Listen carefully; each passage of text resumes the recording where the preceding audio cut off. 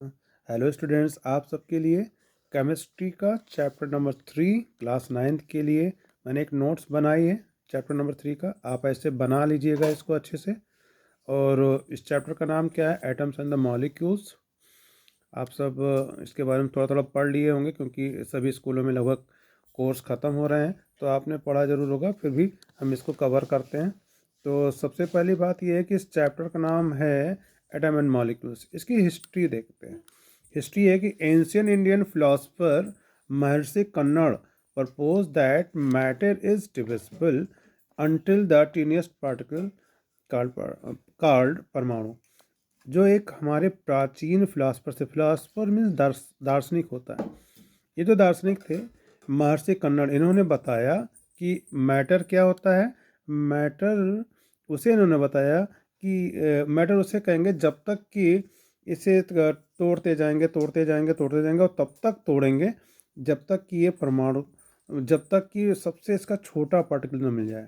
उन्होंने बताया कि मैटर को हम इतना तोड़ सकते हैं, मतलब इतना तोड़ते जाएंगे इतना तोड़ते जाएंगे इतना तोड़ लेंगे कि ये सबसे इसका छोटा पार्टिकल हो जाएगा। उसके बाद फिर इसको नहीं तोड़ पाएंगे। जब नहीं तोड़ पाएंगे तो उन्होंने कहा जो नहीं तोड़ पाओगे उसको उन्होंने बताया परमाणु। उसको क्या बताया? परमाणु। उन्होंने उसका नाम परमाणु दिया, ये परमाणु दिया। सिमिलरली इन्होंने ये बता दिया कि भैया मैटर को तोड़ो, तोड़ते जाओ तोड़ते जाओ तोड़ते जाओ, और जो सबसे छोटा वाला हिस्सा आएगा उसे तुम परमाणु कह देना। इसी तरीके से ग्रीक का फिलासफर था, ये तो इंडियन वाले थे। ग्रीस का फिलासफर था जिसका नाम था डेमोक्रिटस। इन्होंने बताया कि भैया पार्टिकल्स को, जो इंडिविजुअल पार्ट है पार्टिकल का, उसको परमाणु मैं नहीं कहूँगा, मैं इसका नाम दूंगा एटम।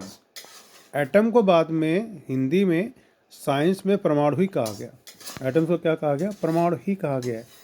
यानी कि एटम ही परमाणु बना बाद में, लेकिन उन्होंने कहा कि इसको आप क्या कहेंगे? उन्होंने बताया कि इसको हम एटम कहेंगे। फिर अगले एक लोग आए, अगले जो फिलासफर आए, उन्होंने क्या कहा? ऐसे बहुत सारे फिलासफर आते गए ये बात चलती रही, और ये बात तब तक चलती रही 18th सेंचुरी तक। These ideas were philosophically until the 18th century. ये सब फिलासफी में ही चलती रही। लोग फिलासफर आते गए और सब अपना अपना कॉन्सेप्ट देते गए। When the scientist 18 शताब्दी के बाद, when the scientists began distinguishing between the elements from the compound, फिर 18th सेंचुरी में कंपाउंड और एलिमेंट में साइंटिस्ट ने डिफरेंट करना चालू किया। एक साइंटिस्ट है जिनका नाम था एंटोनी लेवेसियर। उन्होंने इस्टेब्लिश किया, क्या इस्टेब्लिश किया? Foundation of the modern chemistry with his law of chemical combination. उन्होंने एक लॉ दिया और इस तरीके से उन्होंने मॉडर्न केमिस्ट्री की फाउंडेशन डाली। नाम क्या था उनका? एंटोनियो लेवेसियर। एंटोनियो लेवेसियर ने ही मॉडर्न केमिस्ट्री की फाउंडेशन डाली है। अब लॉ ऑफ केमिकल कॉम्बिनेशन क्या होता है? लॉ ऑफ केमिकल कॉम्बिनेशन बहुत ईजी है, एक बार इसको लिख लेना, ऐसे ही याद कर लेना। Law of chemical combination chemical combination क्या है? पहला है law of conservation of mass. उन्होंने कहा मास can neither be created nor be destroyed, यानी कि ना ही मास को हम क्रिएट कर सकते हैं ना डिस्ट्रॉय कर सकते हैं। सेम टू एग्जाम में आता है, ऐसे आप याद कर लो। दूसरा उन्होंने बताया लॉ ऑफ डेफिनेट प्रोपोर्शन।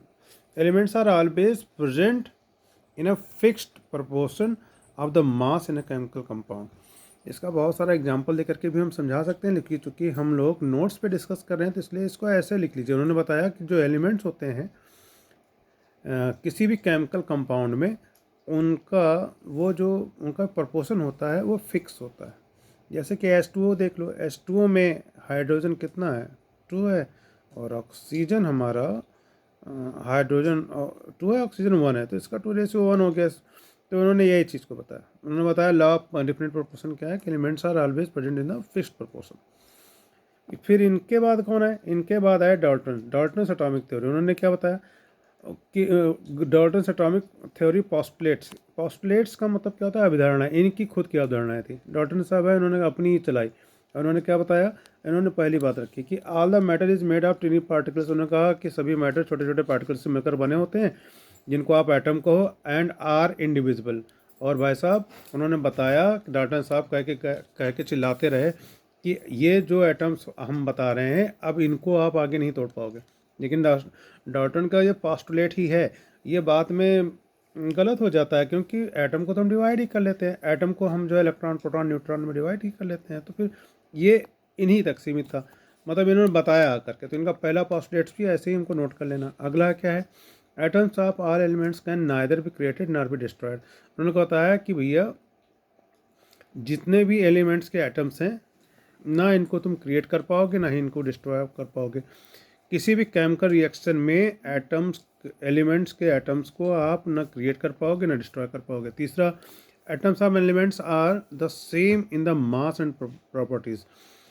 उन्होंने बताया कि किसी भी, देखिए क्या है, किसी भी एलिमेंट के जो एटम्स होते हैं सेम इन मास, मास में भी एक जैसे होते हैं, प्रॉपर्टीज़ भी उनकी एक जैसी होती है। इसको भी बहुत अच्छे से समझ सकते हैं।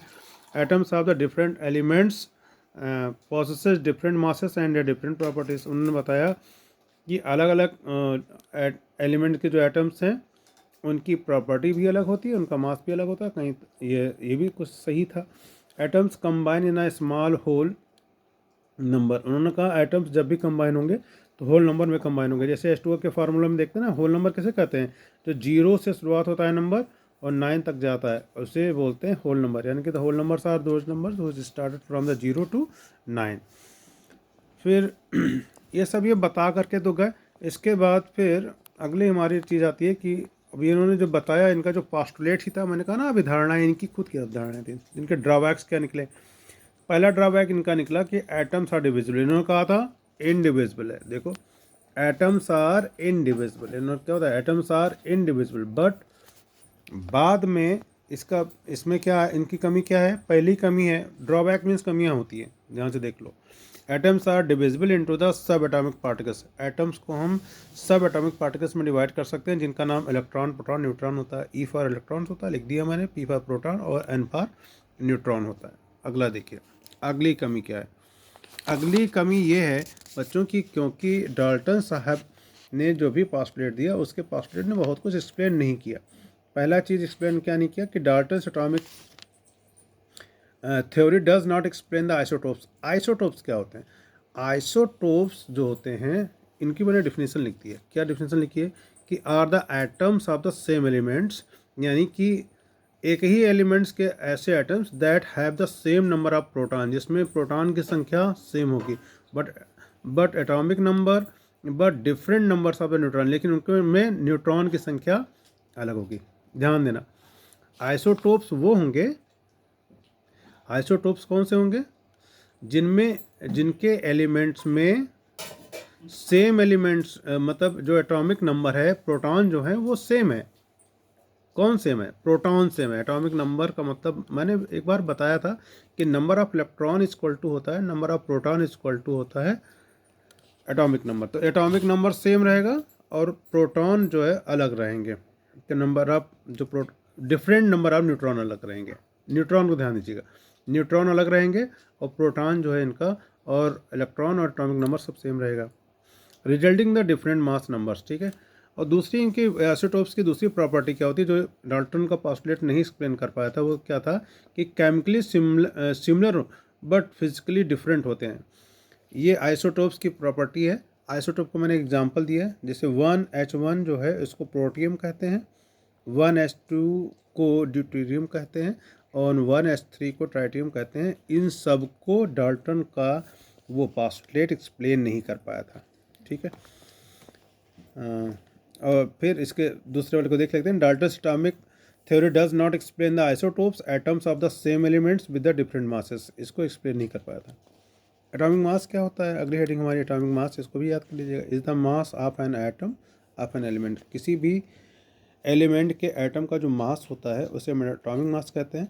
तो इसको हम अक्सर जेड से रिप्रेजेंट करते हैं। आपको कोई बुक किसी से भी रिप्रेजेंट कर सकती है, यानी कि किसी भी न्यूक्लियस में नंबर ऑफ न्यूट्रॉन और प्रोटॉन जो होंगे उसी को हम एटॉमिक मास कहेंगे।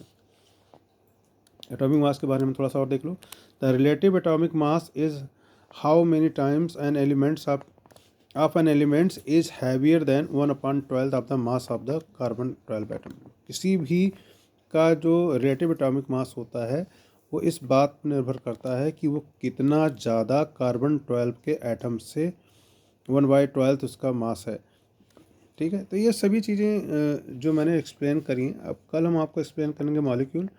तो इसमें जितने नोट्स मैंने बताए हैं आप नोट्स लिख लीजिएगा, नोट्स तैयार कर लीजिएगा और इन नोट्स को आप अच्छे से पढ़िए। आपको पूरी बुक में से सब कुछ पढ़ने की ज़रूरत नहीं है। अगर इन नोट्स को आप पढ़ लोगे तो आप सब कुछ जो है आपको क्लियर हो जाएगा। आपको पूरी बुक से बहुत ज़्यादा मेहनत करने की ज़रूरत नहीं पड़ेगी। Thank you.